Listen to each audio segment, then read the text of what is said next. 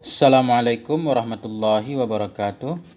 Sahabat semuanya yang dimuliakan Allah Subhanahu wa taala, pada kesempatan yang baik ini kita lanjutkan membaca kitab Al-Fikratun Nahdhiyah fi Usuli wa Furu'i Ahli Sunnah wal Jamaah, tulisan Kiai Haji Asy-Syaikh Imaduddin Al-Bantani hafizahullahu taala. Ini kitab ada kalau PDF sekitar 300 halaman. Kita baru 45 halaman. Masih lama ini khatamnya. Bismillahirrahmanirrahim. Qala al-muallifu hafizahullahu taala al-mas'alatu sabi'atu jawadul jam'i bil maradi wa nahwi. Bermula masalah yang ke-7 itu jawazul jam'i, bolehnya jamak dengan sebab sakit, wa nahwihi, dan seumpamanya sakit. Nah, jadi ini orang sakit ini enggak ada alasan untuk tidak sholat. Ini boleh jamak bagi orang sakit.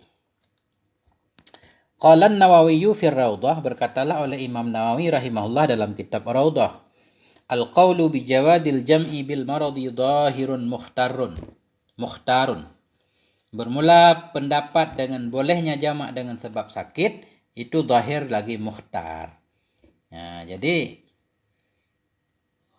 dalam mazhab Syafi'i tentang bolehnya jamak dengan sebab sakit itu pendapat yang adhhar mungkin. Atau maksudnya zahir di sini enggak ada khilafnya. Dalam mazhab Syafi'i boleh jamak dengan sebab sakit. Wa qad sabata fi sahih Muslim anna an-nabiy sallallahu alaihi wasallam jama'a bil Madinati min ghairi khaufin wala matarin.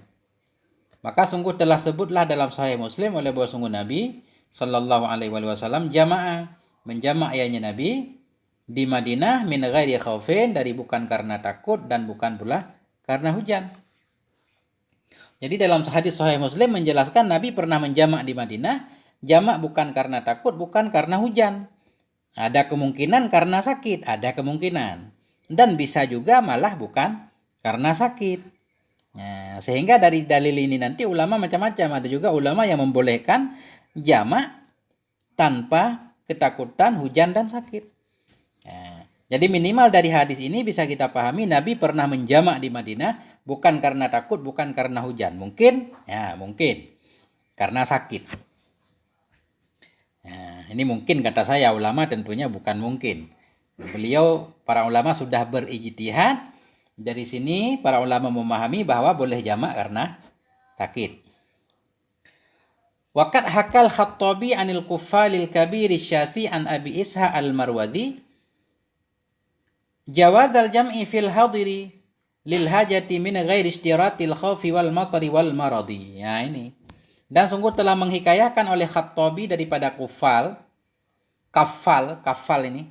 Ini Kafal ini seorang ulama Khurasan ya, luar biasa. Syekhul Khurasan telah menghikayahkan oleh Khattabi daripada Kafal Kabir Asy-Syasi daripada Abi Isa al-Marwazi akan apa? Khattabi hikayahkan akan boleh jamak dalam hadir karena ada hajat. Min ghairi istiratil khaufi, dengan ketiadaan disyaratkan takut, hujan dan sakit ini. Jadi menurut Al-Kafal ini mengambil dari Abu Isa al-Marwazi, boleh jamak salat dalam hadir bukan musafir karena ada kebutuhan tertentu. Di mana kebutuhan itu bukan karena ketakutan, bukan karena hujan, bukan karena sakit, karena hajat. Wa bihi qala Ibnu Mundzir min ashabina, dan dengannya kaul Kafal ini telah berkatalah oleh Ibnu Mundzir dari sahabat kita. Jadi artinya dari mazhab Syafi'i juga ada kaul Ibnu Mundzir menyatakan boleh jamak salat dalam hadir bukan karena musafir, karena hajat, bukan karena takut, hujan dan sakit. Ya, tapi di sana ada penjelasan tambahan. Selama jamak dalam hadir karena hajat ini selama tidak memudah-mudahkan, tidak meremehkan, benar-benar karena darurat, karena hajat. Nah, contohnya misalkan, ini contoh ini jangan diambil pendapat ini cuma untuk bayangan. Semacam pengantin baru misalkan, pengantin dihias. Jadi di waktu zuhur dia terjadi acara pernikahan segala macam, mungkin akan susah untuk, kalau dia kehilangan wudhu mungkin harus wudhu, merusak kosmetiknya segala macam. Nah, boleh enggak dia menjamakkan sholat duhurnya ke asar? Kalau kita lihat pendapat ini, ya ini hajat. Karena pernikahan itu seumur hidup sekali biasanya dirias pengantin. Jadi kalau bisa dimasukkan ke dalam hajat ini, berarti boleh saja seorang pengantin tadi biar enggak meninggalkan sholat, berarti sholat duhurnya dijamakkan takhir ke sholat asar. Ini salah satunya hajat. Bukan karena sakit, bukan karena takut, bukan karena hujan. Nah, ini di sini tentunya masalah ini pasti ada pro dan kontra. Nah, ini kita hanya membahas, saya hanya membaca. Nah, karena banyak ulama dalam mazhab Syafi'i membolehkan. Misalkan saya pernah membaca dalam kitab Bughyah al-Mustarsyidin di pembahasan tentang sholat musafir. Sayyid Abdullah Al-Haddad, pengarang kitab Risalatul Mu'awanah, beliau pernah berpesan kepada putri beliau ketika mereka berada dalam satu majelis, mungkin tidak bisa keluar untuk melaksanakan sholat duhur misalkan, diperintahkan supaya niat memindahkan duhurnya ke asar, supaya nggak ada alasan untuk meninggalkan sholat. Ini menunjukkan ada ulama bukan ulama sembarangan yang membolehkan menjamak sholat dalam hadir, bukan karena takut, bukan karena hujan, bukan karena sakit, tapi karena ada kebutuhan tertentu yang kebutuhan tersebut tentunya tidak menyebabkan kita jadi meringankan sholat, jadi menyepelekan sholat, enggak. Ini kondisi darurat. Ya, begitu juga ada pendapat nanti yang membolehkan jamak karena musafir yang tidak jauh, misalkan tidak sampai 16 parsah. Nanti coba baca dalam kitab Mustarsyidin, Bughyatul Mustarsyidin. Jadi jangan terlalu dipegang, ini kita hanya untuk belajar membaca, nambah wawasan.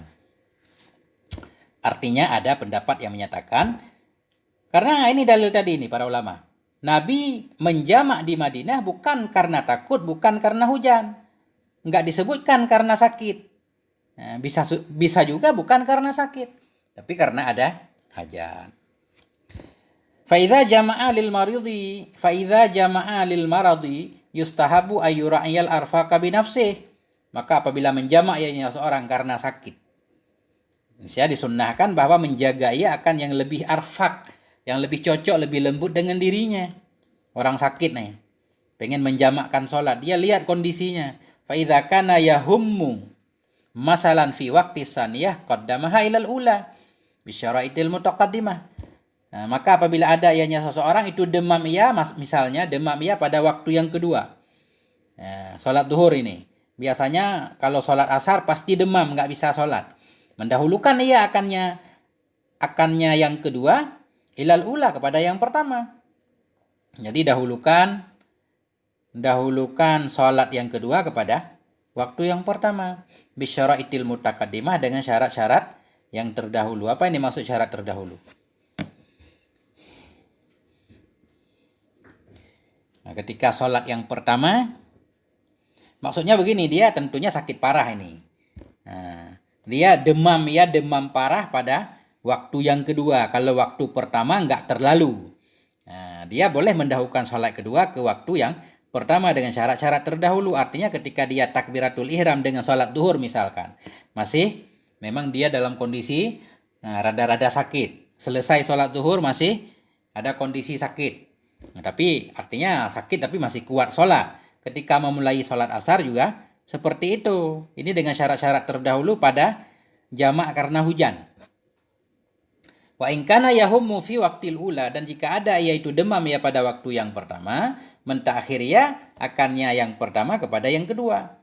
Kalau di waktu sholat duhur misalkan benar-benar parah nggak bisa sholat sama sekali, berarti ditunda sampai agak ringan ke waktu kedua. Berarti sholat duhurnya dipindah ke waktu kedua. Ini jamak karena sakit. Lebih kurang begitu yang bisa saya pahami. Mohon maaf atas segala kekurangan. Kalau ada salah mohon sahabat-sahabat meluruskannya. Ini kita belajar membaca sebenarnya. Saya juga baru belajar membaca. Sampai di sini wal afwa minkum. Wassalamualaikum warahmatullahi wabarakatuh.